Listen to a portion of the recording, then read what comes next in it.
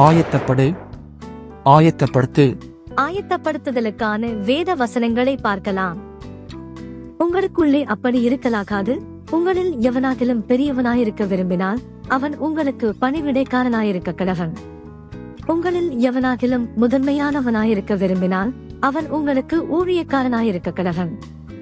அப்படியே மனுஷகுமாரனும் ஊழியங்கொள்ளும்படி வராமல் ஊழியச் செய்யவும் அநேகரை மீட்கும் பொருளாக தம்முடைய ஜீவனை கொடுக்கவும் வந்தார் என்றார். அப்பொழுது அவர் உட்கார்ந்து 12 அழைத்து, எவனாகிலும் முதல்வனாயிருக்க விரும்பினால் அவன் எல்லாருக்கும் கணையானவனும் எல்லாருக்கும் ஊழியக்காரனுமாயிருக்க கடவன் என்று சொல்லி, எந்த ஊழியக்காரனும் 2 எஜமான்களுக்கு ஊழியம் செய்யக்கூடாது.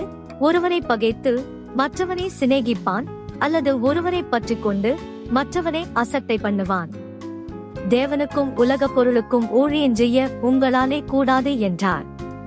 உங்களில் பெரியவன் சிறியவனைப் போலவும் தலைவன் பணிவிடைக்காரனைப் போலவும் இருக்க கடவன்.